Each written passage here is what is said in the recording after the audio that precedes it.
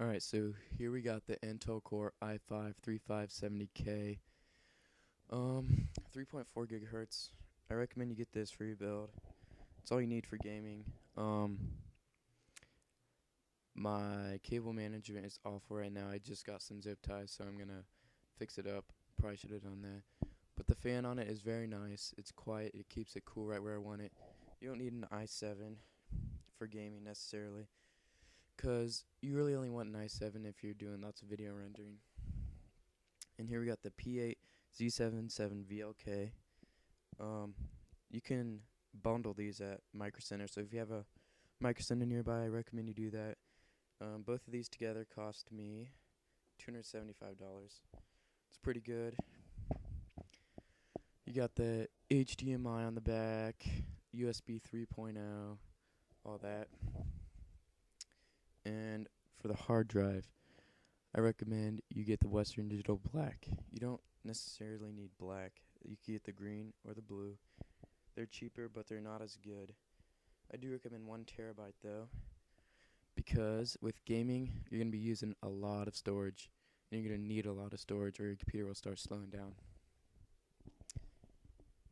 Here we got the Corsair 600 watt power supply. I got 600 watt because that's all I needed. I wasn't going to be doing a lot of overclocking or anything. It's modular. Most people for budget builds don't use modular, but it's only $10 more because it's on sale, so I went with that. And getting modular saves you some time and makes your cable management a lot better. There it is in the case. Now for the RAM. I went with Crucial Ballistics 8GB DDR3 RAM. 8 gigs is all you need for gaming. You can go to 16 gigabytes, but that's what people with a lot of money do, and this is obviously a budget gaming computer. It works real well. I can run a lot of games. I don't have a video card yet, but in the description I'll have links to video cards I recommend. I'm looking at a 660 Ti or 7870.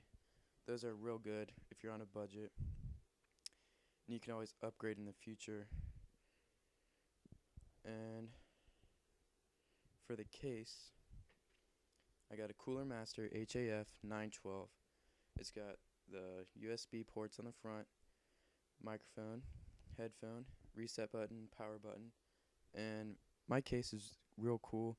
It's got a built-in fan back there and one at the front, and I've never had problems with heating issues or anything. I really recommend this case. It's really good if you're on a budget.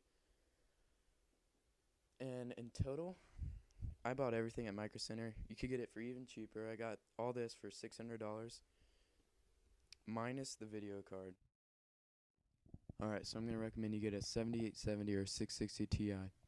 Personally, I'm getting a 660 Ti. Both will perform great. Both will be able to handle games on higher ultra settings with this build. Just check out the benchmarks for each card. Some games perform better with AMD, some games perform better with NVIDIA. It's all based on your opinion. Both will do great. I'll provide links in the description for both of them. Thanks for watching.